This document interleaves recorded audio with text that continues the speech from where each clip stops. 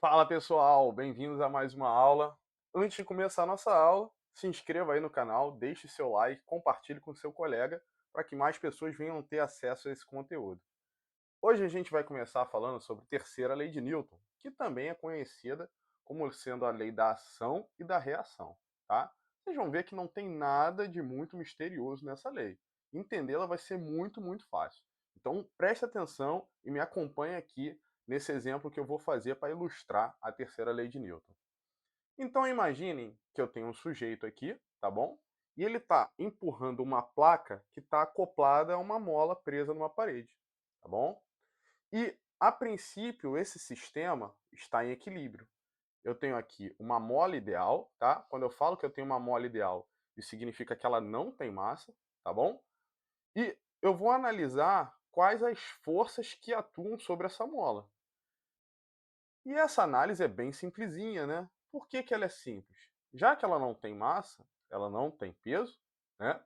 Então, eu tenho aqui do lado esquerdo, empurrando essa mola, a força aplicada pelo homem, certo? Eu vou botar aqui que é a força do homem na mola, tá bom? E do meu lado direito, eu vou ter a força da parede na mola. Então pode escrever aqui sem medo. Força da parede na mola. Se essa mola daqui está em equilíbrio, pessoal, o que nós podemos afirmar? Nós podemos afirmar que a força do homem na mola, em módulo, é igual à força da parede na mola. Certo? Agora vamos dar uma analisada no diagrama de forças que atuam sobre o homem. Então, eu tenho esse sujeito aqui, né? Empurrando essa plataforma, né? Essa chapa vertical.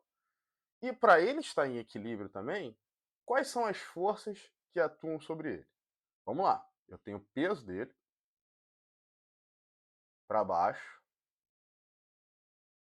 certo? Eu tenho a normal, que é a nossa força de contato com o solo, apontando aqui para cima.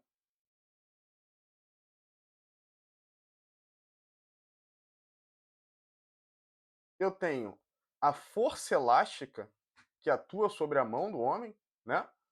Ela é intermediada por essa parede vertical, mas no fundo, é a força da mola. Então eu tenho aqui, ó, a força elástica apontando para cá, para a nossa esquerda.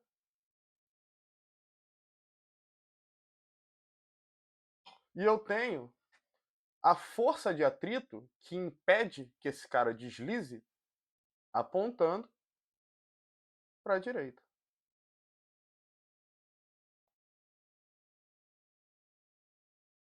Certo, gente? Então, notem, né, que essas forças elas surgem devido à interação desse indivíduo com alguém, certo? A normal, ela surge porque esse indivíduo está em contato com o solo. A força-peso surge porque existe o campo gravitacional da Terra que está atraindo esse homem e media a interação dele com a Terra. A força elástica, ela existe porque o homem está empurrando a mola. Então, essas forças que podem ser encaradas como ação estão atuando sobre esse sujeito devido à interação dele com alguém. Beleza? Então, só para você recordar aqui, né? A força elástica, ela é nada mais, nada menos do que K delta x, se eu for olhar para o módulo dessa força, né? Onde delta x representa a distensão da mola. E agora, falando de terceira lei de Newton, o que eu posso verificar aqui com vocês? Né? Que o homem vai lá e empurra a mola com uma certa força, força do homem sobre a mola, né? Digamos assim. A mola ela reage, empurra o homem com uma força que possui o mesmo módulo, porém sentido oposto da força que o homem aplicou, tá? Então, o homem empurra a mola reage e empurra o homem. Então, no final das contas, a força que o homem aplica sobre a mola é igual à força que a mola aplica sobre o homem, em módulo, trocando apenas o sentido da força. Ficou claro para vocês? Se o homem empurra a mola para a direita, com 100 newtons, que seja, a mola reage e empurra o homem para a esquerda com um módulo de força também igual a 100 newtons. É isso que nos diz a lei da ação e reação, ou seja, a terceira lei de Newton. Então ela me diz aqui que a força elástica que está atuando sobre o homem, em módulo, tá? Ordem que não tem vetor aqui em cima, é igual à força que o homem faz sobre a mola, tá bom? Se vocês quiserem representar os vetores aqui, só para não confundir vocês, eu tenho esse vetor daqui, que representa a força elástica, tá? Já vou botar a legenda em cima. E esse daqui, que representa a força da mola sobre o... Desculpa, esse daqui representa a força do homem sobre a mola, e esse daqui representa a força da mola sobre o homem, tá? Então, eu coloco aqui força do homem sobre a mola, e isso aqui, pessoal, essa força aqui, é importante que vocês notem que ela vai atuar na mola, tá bom? E essa daqui, essa força atua na mola.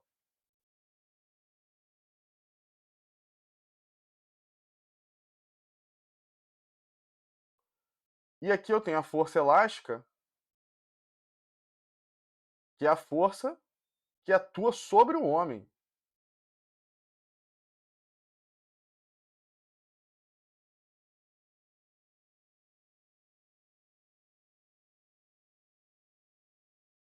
E é importante que eu frise isso com vocês, pois esse ponto costuma causar dúvida, né, no estudo de terceira lei de Newton. E, às vezes, né, muitos vestibulares cobram esse tipo de pergunta sobre qual força atua em quem, por que o sistema vai andar, já que uma força cancela a outra, tá bom? Então, aqui eu tenho que essas duas forças configuram um par ação e reação. Beleza, pessoal? Só que o par ação e reação, ele vai atuar em corpos diferentes, tá bom? Tranquilo? Então aqui eu foquei a atenção em estudar apenas a força do homem sobre a mola e a força da mola sobre o homem e estabelecer uma relação entre elas duas. Agora nós vamos ver o que acontece, né, com as outras forças, quais são as reações associadas às outras forças. Então vamos lá, pessoal. A gente analisou apenas a relação entre a força elástica, que é aplicada pela mola sobre o homem, e a força que o homem faz sobre a mola. Agora vamos olhar o que acontece com a reação da normal, a reação da força-peso e a reação da força de atrito. Então vamos lá. Então eu tenho a normal aqui, né? Normal que é aplicada pelo chão nos pés do homem apontando para cima. Então o chão desculpa, empurra os pés do homem para cima, os pés do homem vão lá, reagem e empurram o chão para baixo. Então na hora de eu representar a reação da normal, eu tenho que olhar justamente para quem está provocando ela sobre o homem, né? Então eu tenho que olhar para o chão. Então eu venho aqui, ó, e no chão eu marco que o homem está empurrando esse chão para baixo, tá bom? Então o chão empurra o homem para cima, o chão reage e empurra o homem para baixo. Beleza, pessoal? A força de atrito. A força de atrito está empurrando os pés do homem para a direita. Os pés do homem vão lá, né, bem entre aspas, reagem, empurram o chão para a esquerda, tá? Então tem a reação da força de atrito nos pés do homem atuando no chão, empurrando-o para a esquerda. Notem que eu coloco o sinal de menos aqui na frente dessas reações, né? Justamente para indicar que elas têm o sentido oposto da ação, tá bom? Quem é ação e quem é reação vai depender de quem você está analisando, quem está fazendo força sobre quem, tá? Esses papéis são totalmente intercambiáveis, não tem problema. Beleza, pessoal? Então a gente analisou a normal e a FAT, que são forças de contato com o chão, beleza? Essa daqui já tinha sido analisada e falta a força-peso. Quem provoca força-peso? A força-peso é causada pelo planeta Terra. Então a Terra vai lá, puxa o homem para baixo, o homem reage, não só esse homem, né, mas todos nós, e puxa a Terra para cima. Tá bom? Essa força aqui, né, ela é aplicada bem no centro da Terra. Tá claro, pessoal? Então, para toda ação que eu marquei nessa figura aqui, existe uma reação de sentido oposto e mesmo módulo da ação original, tá bom? E como é que nós verificamos isso? Isso tudo se deve à terceira lei de Newton, né? Que é a lei da ação e da reação. Tranquilo? Vamos dar uma olhada em alguns outros exemplos que surgem aqui para a gente e possuem a terceira lei de Newton como sendo o tema central de aplicação e também, né, explica o funcionamento de alguns elementos que vão aparecer nesses exemplos, beleza? Então, pessoal, para começar aqui, a gente vai falar sobre um exemplo clássico que é o nosso caminhar, né? Durante o nosso caminhar, o que acontece? A todo tempo que a gente está andando, nós estamos empurrando o chão para trás, tá bom? Então, os nossos pés vão lá e empurram o chão para trás, tá? Esse vetor verdinho aqui representa, né, a força dos nossos pés sobre o chão, que é uma força de atrito no final das contas, né? O chão faz o quê? O chão vai lá, reage, empurra nossos pés para frente. Então daqui eu tenho a força do chão sobre os pés. Tá bem? Então vocês podem notar que essas forças estão atuando em elementos diferentes. A força do pé sobre o chão atua sobre o chão. A força do chão sobre o pé, ou pés, atua sobre os pés. Beleza, pessoal? Então elas têm mesmo módulo e sentidos opostos. Tranquilo? Quando eu vou analisar um foguete, né, entrando em órbita, o que acontece? Todo, né, gás que é expelido aqui pelo foguete empurra o ar atmosférico para baixo. Você vem aqui e nota, né, que ao embaixo desse foguete esse ar está sendo totalmente empurrado para baixo. O ar atmosférico vai lá, reage, né, e empurra o foguete para cima, permitindo aqui, né, que ele suba. Tem um outro fator associado à mudança na massa do foguete também, né? Só que isso daí é um assunto para mais tarde. Então, o ar, o gás, né, expelido pelo foguete ali devido à combustão, né, do combustível, né, do foguete, empurra o ar atmosférico para baixo, o ar atmosférico reage e empurra o foguete para cima. Quando a gente olha, por exemplo, um canhão, né, sendo disparado, o que acontece, pessoal? Tem um processo químico aqui dentro, né, envolvendo pólvora e tudo, e através desse processo químico você nota uma explosão acontecendo e você expele essa bala de canhão, né? Ela vai para frente, mas se você olhar em canhão ou em qualquer arma de fogo, tem sempre um recuo, né? Por que tem esse recuo? Porque à medida que você solta o projétil, empurra-o para frente, esse projétil também reage e te empurra para trás com uma força de mesma intensidade, tá bom? Mas por que o projétil, né, adquire uma velocidade tão alta e o recuo, por exemplo, do canhão está associado a uma velocidade baixíssima? Porque esses dois elementos têm massas muito diferentes, certo, pessoal? Embora a força, né, do canhão sobre a bala seja em módulo igual à força da bala sobre o canhão, essa força daqui, ela representa, né, a força resultante, aproximadamente, para cada um desses elementos nessa situação, né? Só que você tem que lembrar que a força do canhão sobre a bala é justamente igual à massa da bala vezes a aceleração.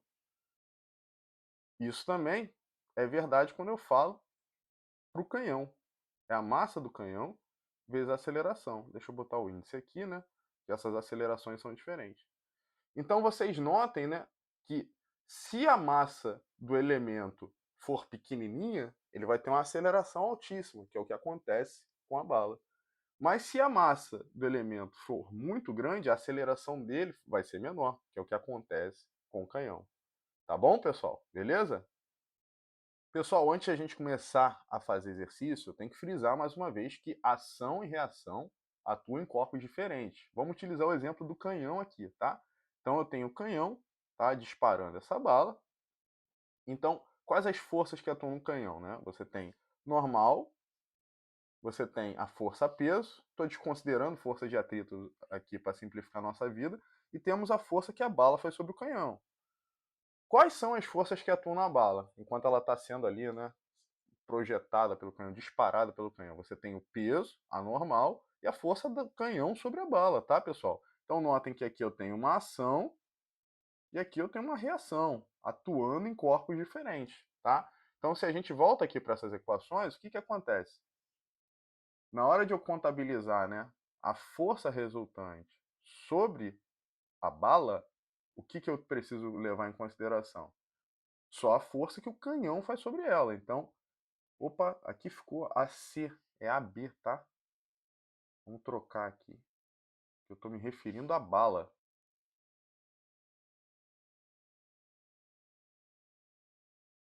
Então, quando eu olho para esse lado esquerdo aqui, se eu quero determinar a aceleração da bala, eu vejo que a aceleração da bala nada mais é do que a força que o canhão faz sobre a bala dividido pela massa da bala.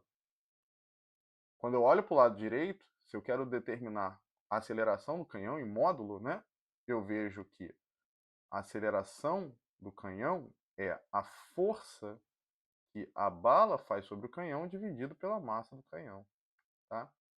E como eu comentei com vocês, né, como FCB é igual a FBC, o que vai ditar a intensidade da aceleração nessa situação é o valor da massa de cada um dos elementos envolvidos, né? Então, como a massa do canhão é muito maior que a massa da bala, vai acontecer que a aceleração do canhão vai ser bem menor do que a aceleração da bala, tá bom? Então, mantenham isso na mente de vocês, pessoal. Ação e reação atuam em corpos diferentes, beleza? Bora começar os exercícios. Então vamos lá, galera. Vamos dar uma olhada nessa primeira questão. Então eu tenho dois blocos aqui sobre uma superfície horizontal, né? E não tem atrito nessa superfície. E aí eu informo que tem uma força empurrando esse sistema para a direita de módulo 16 newtons. Primeira coisa que se pergunta é a aceleração do conjunto. Pessoal, notem bem, se você tem todo mundo andando junto no seu problema, qual é a forma mais simples de resolvê-lo? Observem aqui comigo. Se está geral andando junto, pessoal, vocês podem muito bem imaginar que isso daqui, os blocos A e B, eles são um blocão, tá? Imagina que não tem essa linha aqui. Você empurrar A e B colados ou empurrar um blocão que seja equivalente em termos de massa a A e B nessa superfície horizontal, vai dar na mesma. Então, na hora de calcular a aceleração, vocês podem encarar isso daqui como sendo um conjunto, um sistema, tá bom? Constituído por A e B, tá? E na hora de determinar essa aceleração, você só precisa levar em consideração a massa do sistema e as forças que atuam sobre esse sistema, beleza? Então, notem bem, quais são as forças que atuam sobre o meu sistema? Eu tenho essa força F aqui, tá? Empurrando eles para a direita. Eu tenho o peso do sistema para baixo, a normal sobre o sistema para cima, e nesse problema específico eles não desempenham papel importante algum, e só, né? Vocês podem notar, né, que a normal vai se cancelar com o peso, já que meu movimento é estritamente na horizontal, só tem aceleração na horizontal, e o F, ele representa a força resultante para o nosso sistema. Então posso escrever aqui, ó, sem medo de ser feliz, que F é a massa do sistema vezes a aceleração. Qual o valor de F? 16 newtons. A massa do nosso sistema vai ser a massa de A mais a massa de B. Vai ser 6 kg mais 2 kg dá 8 kg. Tá? Então você vê aqui que o seu A é 16 dividido por 8. Isso daqui dá 2 metros por segundo ao quadrado. Tranquilinho, tranquilinho. Certo? E no item B, o que ele pede para a gente aqui? Ele pede a intensidade da força que existe entre A e B, a força de contato que existe entre A e B. E aqui a gente começa a fazer o nosso diagrama de forças. Né? Agora nós separamos os blocos. Quando você olha para o bloco A, quais são as forças que atuam no bloco A? Você tem o peso do bloco A para baixo. Você tem a normal com o chão para cima. Você tem essa força F, né, causada por um agente externo. E existe a força que o bloco B faz sobre o bloco A. Certo? Então, quando você traça, né, quando você faz o diagrama de forças, fica muito mais simples de identificar quem é a força resultante que atua sobre o nosso corpo A. Quando eu olho para o corpo B, quais são as forças que atuam sobre o B? Você tem o peso do B, a normal aqui, que o chão faz sobre o B. E além disso, pessoal, o que nós temos aqui também? Nós temos nada mais, nada menos do que a força que o A faz sobre o B. Então, pensem comigo. Eu preciso calcular aqui essa força de contato que A faz em B ou que B faz em A. Por onde é mais fácil eu analisar essa força de contato? Por onde é mais fácil de se calcular? É mais fácil de eu calcular essa força olhando só para o meu corpo B, certo? Por que é mais fácil eu calculá-la quando eu olho para o corpo B? Porque ao olhar para esse corpo, eu vejo que FAB nada mais é do que a força resultante para o corpo B, tá bom? Então eu venho aqui e escrevo aqui FAB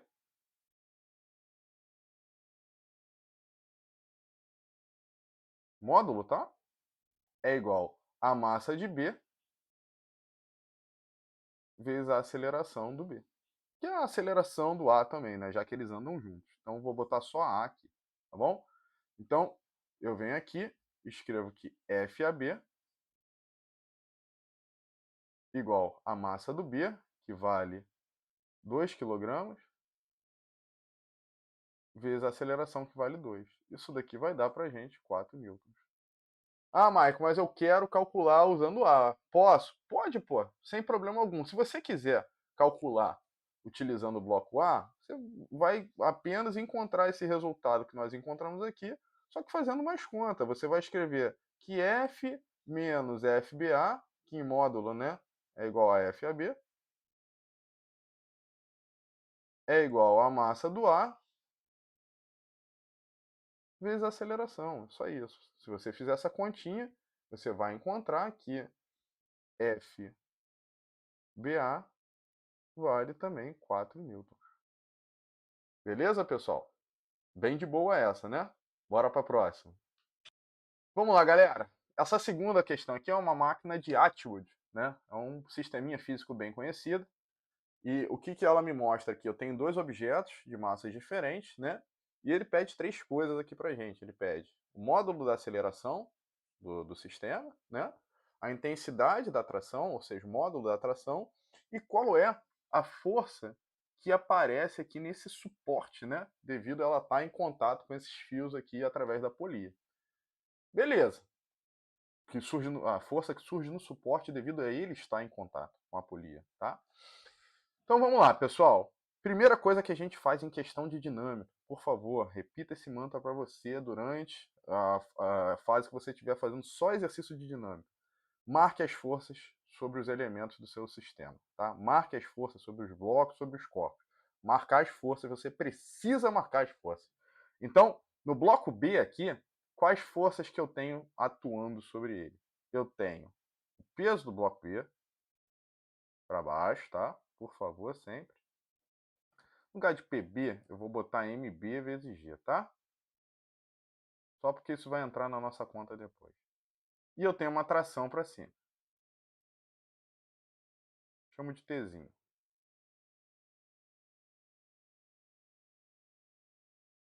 No bloco A, eu tenho o peso do bloco A para baixo, sempre.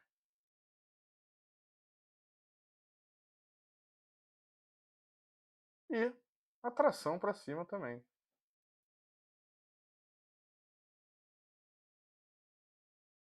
Tá bom? Notem o seguinte, o A é mais massivo que o B. Então, o meu sistema ele vai tender a descer no sentido, né, vertical para baixo, onde se encontra o corpo mais pesado, né, que é o corpo A. Então, enquanto o corpo A desce, o corpo B sobe, tá bom? Se isso é verdade, quando eu olho para o bloco B subir, isso significa que a tração tem que ser maior que o peso. Então, na hora de eu calcular o módulo, eu tenho que pegar a maior força menos a menor força. Então, nessa situação, eu sei que a tração é maior que o peso. Então, fica muito fácil de eu calcular o módulo da força resultante. Para o corpo B, eu posso escrever aqui que a tração menos o peso é igual à massa do B vezes a aceleração. Tá? Aceleração não precisa de índice porque todo mundo está acelerando junto. Quando eu olho para o corpo A, quem vai ser a força resultante? O corpo A está descendo. Então significa que o peso dele é maior do que a tração. Então, na hora que eu for calcular o módulo, eu faço peso menos tração. Então, eu escrevo aqui, ó, peso do A, que é MA vezes G, módulo, tá? Menos a tração é igual a massa do A vezes a aceleração. Para simplificar a nossa vida, eu venho aqui e somo essas duas equações. Tá? Por que eu somo essas duas equações? Ao somá-las, eu elimino t. Notem bem o que vai aparecer aqui para gente. Só por simplicidade eu vou escrever tudo da mesma cor, tá, pessoal? Senão eu preciso ficar trocando toda hora de caneta. Então eu vou ter aqui, ó, MA vezes G menos MB vezes G. Isso daqui é igual. Do lado direito eu vou colocar o A em evidência, tá? Então vai ser MA mais MB vezes A. Vamos analisar isso com calma antes de fazer a conta igual doido? Presta atenção no seguinte. Do lado esquerdo, eu tenho a diferença dos pesos, das forças peso desses dois bloquinhos, né? Notem, eu tenho aqui o MA vezes G menos MB vezes G. E se você parar para pensar, essa diferença, né, de forças-peso entre esses dois blocos representa uma força externa resultante sobre o meu sistema. Certo, pessoal? Então eu tenho MAG menos MBG. A diferença delas é o que faz o nosso sistema acelerar. Pensa que eu tenho um bloco, vamos ilustrar aqui uma situação que eu tenho um bloco com uma massa muito maior do que o outro. Obviamente a minha aceleração vai ser muito alta porque essa diferença, né, vai ser basicamente o valor da força-peso do bloco mais pesado, certo? Então aqui eu tenho a força resultante sobre o meu sistema e eu levo em consideração só as forças externas, que nesse caso aqui é a força-peso, e do lado direito eu tenho justamente o que? Eu tenho a massa do sistema. Então você pode sempre, né, calcular a aceleração do seu sistema, como eu comentei lá em cima com vocês, levando em consideração só as forças externas que atuam sobre ele, tá bom? E deixando bem delimitado aqui o que é o sistema para vocês. O sistema, nessa situação, ele é constituído pelos blocos A e B. Certo? Então vamos lá. Então eu tenho que minha aceleração. Agora eu vou passar esse elemento daqui, ó, dividindo quem está do lado esquerdo. Tá bom? Vai ser. Vou botar o G em evidência, tá? Então vai ser MA menos MB vezes G dividido por que não precisa de parêntese. MA mais MB. Tá bom? Então vamos lá. MA vale 3, MB vale 2. Então a diferença entre essas duas massas vale 1. Né? A aceleração da gravidade, a gente está considerando 10. Tá? E a soma dessas massas, MA mais MB, vai dar 5. Então, no final das contas, o módulo da aceleração desse sistema é 2 metros por segundo ao quadrado. Tranquilaço, né, galera? Bem de boa. Aí agora aqui... Opa, de onde saiu esse risco aqui? Enfim. Agora aqui no item B, a gente vai calcular a intensidade da tração em cada uma dessas cordas. Basta estabelecer a intensidade da tração em uma corda, né? Para encontrar essa tração, eu vou olhar para a equação de movimento do bloco B. Se eu olho para a equação de movimento do bloco B, eu tenho que a tração menos o peso de B, que é mB vezes G, é igual a massa do B vezes a aceleração. Se ficou com dúvida, volta aqui, ó. Tá bem aqui em verdinho, tá bom? Então, eu tenho aqui que tração menos a massa do B vale 2, né? A gravidade vale 10. Isso daqui é igual a massa do B, que vale 2, vezes a aceleração, que vale 2 também. Então, isso daqui vai dar 20. Eu posso jogar isso para o lado direito, tá? Então, você vai ter 20 mais 4. Então, a tração, o módulo dela vai dar 24 newtons. Certo? E o nosso item C. No item C, eu peço aqui qual a intensidade, né, da força que tem nessa haste aqui.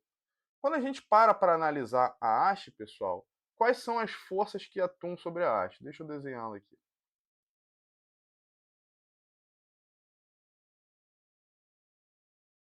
A haste está presa à polia, né? Então você tem aqui na polia duas trações para baixo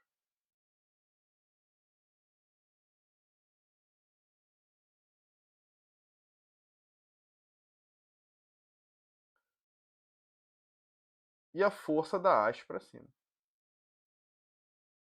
Força da haste na polia, né? Que é o que ele quer no final das contas.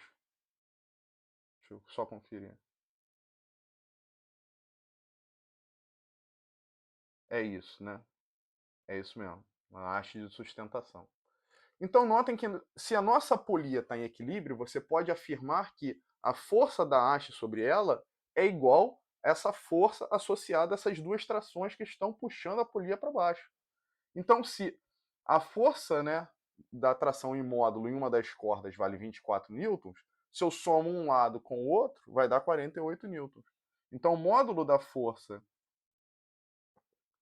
da haste sobre a polia vale 48 newtons.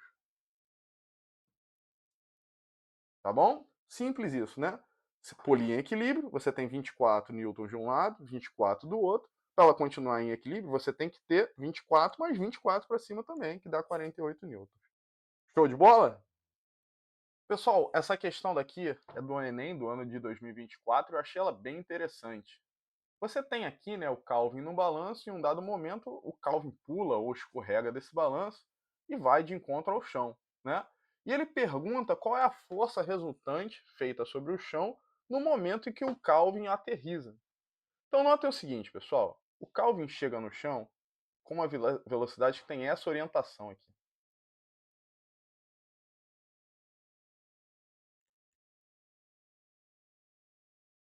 E ele é imediatamente freado, né? Então notem o seguinte, você tem que fazer com que o Calvin não ande mais para baixo, certo? Não tem como ele atravessar o chão e não ande mais para frente.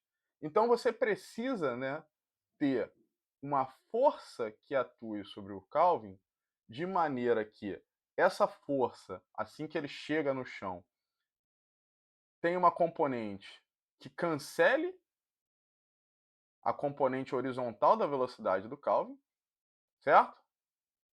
Então precisa ter uma componente horizontal apontando, né, para a direita. E você precisa que essa força também tenha uma componente vertical que freie o Calvin a ponto de ele parar, né? Ele não vai continuar o seu movimento vertical. Então a força que o chão vai fazer sobre o Calvin para que ele pare tem que ser a soma dessa componente horizontal, que impede, por exemplo, que ele deslize sobre o chão, e essa componente vertical, que impede que o Calvin continue seu movimento vertical, né? Então, quando eu somo esses dois vetores, a força, né, que vai surgir sobre o Calvin, ela tem justamente essa orientação daqui.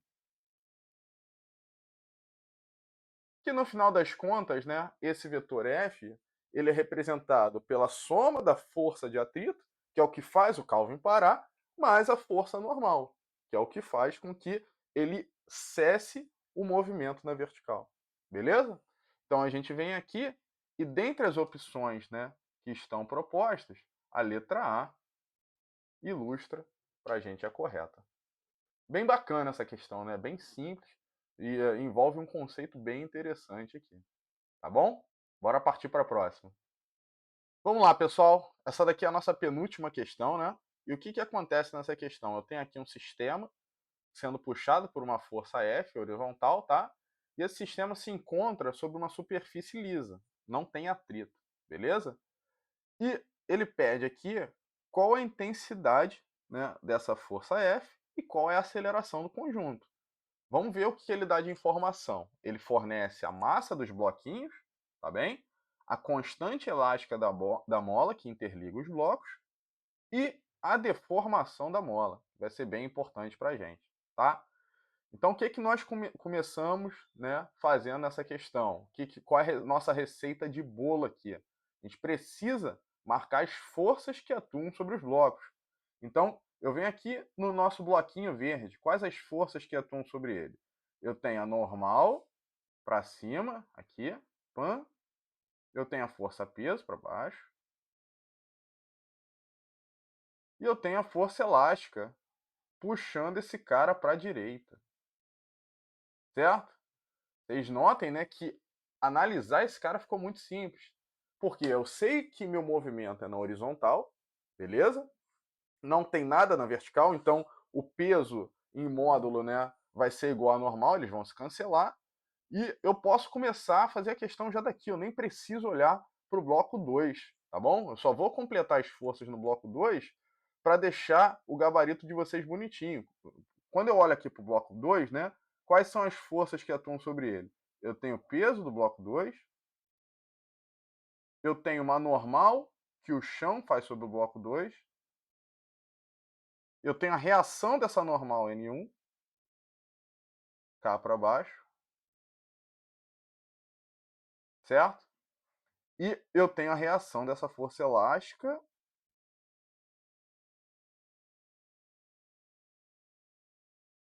e a força F, né? Então tem muito mais forças atuando no nosso bloquinho 2. F só. Tá bom? Beleza? Mas vamos olhar para o nosso bloquinho 1, né? Nosso bloquinho verdinho.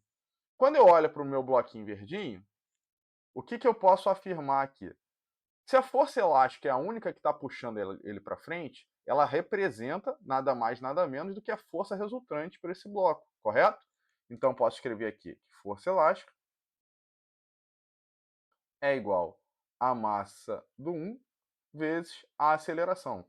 Está geral andando junto, então a aceleração do M1 é igual à aceleração do M2, tá? Então vamos lá, nossa força elástica é K delta X. Isso daqui é igual a M1 vezes A. Percebam que ele deu todas as informações, né? O K vale 50, o delta X está em centímetros aqui, eu preciso passar para metro, então vale 0,2. Isso daqui é igual à massa do 1, que vale 2 kg, vezes A, que é o que a gente quer saber. Então, quanto que vai dar essa conta aqui? Eu posso simplificar, né? Por 2 dos dois lados. Quando eu faço isso, do lado direito sobra 0,1 e do lado esquerdo sobra 1. De forma que a minha aceleração vai dar 5 metros por segundo ao quadrado. Tá bem? E agora para descobrir a força F. Como que a gente faz isso, né? De forma bem simples. Lembra que eu falei com vocês sobre sistema? Se você tem, né, alguém puxando esse sistema com uma força F, a força que existe entre os blocos e é intermediada através da mola, ela não importa. Por que, que ela não importa? É uma força externa. Para quem está puxando esse conjunto, o que, que vai acontecer, pessoal? Tudo vai se passar como se você estivesse puxando um único blocão, tá? E esse blocão, ele tem, deixa eu desenhar aqui rapidinho, uma massa total que corresponde à soma das massas de M1 e M2. A força interna não importa para a gente. Então, o nosso problema fica muito fácil, né? Você tem esse cara daqui sendo puxado por essa força F. Óbvio, né? Você tem aqui também, a gente pode marcar só para deixar o problema um pouquinho mais completo, a normal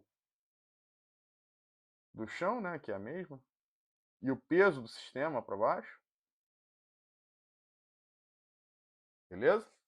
E o F é a força resultante para o nosso sistema. Então, quando você analisa o sistema,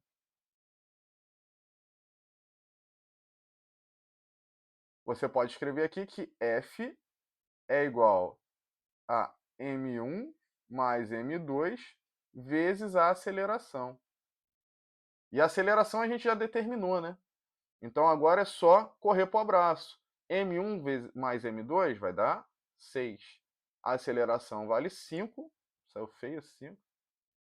Isso aqui vai dar 30 newtons. Então esse é o módulo da força F. Tranquilo, pessoal? Se você quisesse, né, isolar o bloco M2 e calcular a força resultante sobre ele, fazendo essa menos essa igual a massa vezes a aceleração dele, dá na mesma. Só vai te dar mais trabalho. Tá bom? Bora para nossa saideira. Pessoal, vamos dar uma olhadinha nessa questão aqui, né? Então, o que está acontecendo nessa questão? Você tem uma força sendo aplicada sobre esse sistema, beleza? Essa força atua ao longo da direção horizontal. Eu não tenho atrito, né, entre esse plano inclinado azul e o solo. Ótimo, isso facilita muito a nossa vida. E ele quer saber qual é o valor dessa força para que todo o conjunto ande junto. Então vamos por partes aqui. O que a gente vai fazer? A gente vai marcar as forças que atuam em cada um dos elementos que compõem esse sistema, beleza? Quando eu olho para o bloco verdinho, né, quais as forças que atuam sobre ele, pessoal? Eu tenho a força peso para baixo, tá aqui, ó, vermelho.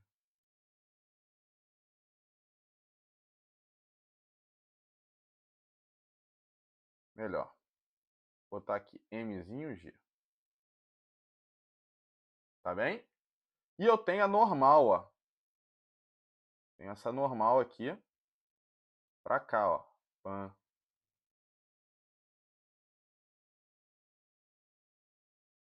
Tá bem? Esse ângulo alfa, pessoal, se vocês quiserem verificar, ele aparece aqui, ó. Vou deixar isso como exercício para vocês. Beleza? E o que nós notamos aqui? Que ao longo da vertical, nada acontece. Então dá para afirmar de cara que a componente vertical da normal, ela vai cancelar com a força peso desse objeto, certo? Então, eu posso colocar aqui que na vertical, ainda, né, analisando o bloco Mzinho, eu venho aqui que na vertical,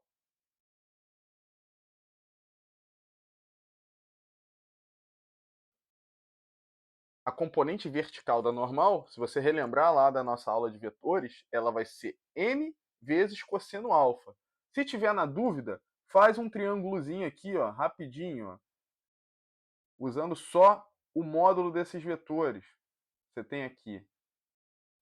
Caramba, tá difícil traçar retinho. Aí.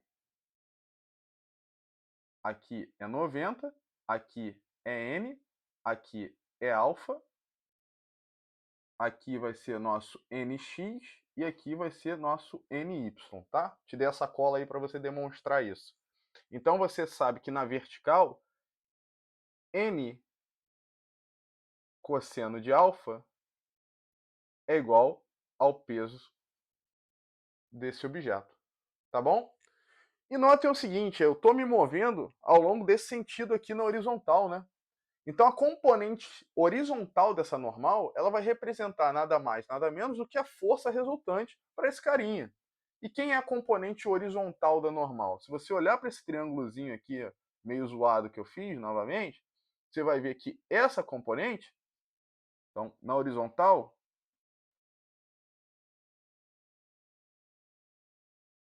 você verifica que n seno de alfa é igual a mzinho vezes a, pô. Certo? Só com isso daqui você já consegue matar o problema. Por quê? Vamos chamar essa daqui de equação 2 e essa daqui de equação 1. Se eu divido a equação 2 pela equação 1, o que vai acontecer, pessoal? Eu vou ter n seno alfa dividido por n cosseno alfa. Isso daqui vai ser igual a m vezes a dividido por m vezes g. Ó, vapo, vapo, vapo, vapo. Seno de alfa sobre cosseno de alfa dá o que pra gente? Dá tangente de alfa, pô. Então você tem que A sobre G igual a tangente de alfa, de forma que o seu A é... Deixa eu consertar esse A aqui. O seu A, ele é G tangente de alfa. Então você já achou a aceleração do conjunto, tá bom? Eu vou completar aqui em cima as forças que atuam sobre o outro objeto do sistema, só para deixar, né, mais completa isso a resolução. Então, notem, né?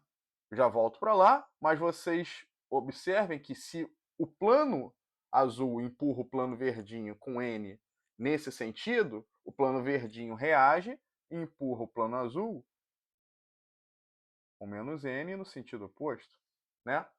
Além disso, quais outras forças que atuam sobre esse cara? Bom, você tem aqui o peso dele,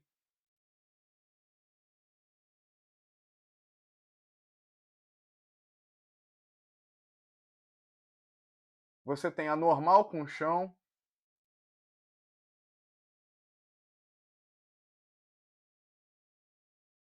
e você tem essa força F aqui, ó, empurrando geral para a esquerda. Não sei por que eu botei. Tá bem, gente? Tranquilo? Agora vamos lá. Se eu tenho aceleração do sistema, eu posso olhar agora para esse problema analisando apenas o meu sistema, que é constituído pelos blocos, né, pelos planos Mzão e Mzinho. Para o sistema, o que acontece? Você tem essa força F empurrando geral junto. Você tem aqui para baixo o peso do sistema.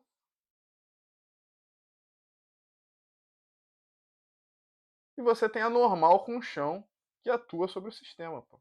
Só isso. Então, a normal com o chão vai cancelar com o peso do sistema. E você pode afirmar aqui que o F é a força resultante para o seu sistema. Ou seja, é a massa do sistema vezes a aceleração dele. Só que a aceleração dele, nós vimos aqui que vale G tangente alfa. Então você tem que seu F é Mzão mais Mzinho vezes G tangente de alfa. E a gente vem aqui e marca a letra D. Beleza? Com isso, chegamos ao final de mais uma aula. Agradeço aí sua audiência, espero que você tenha gostado e espero vocês também na próxima aula. Um grande abraço, pessoal!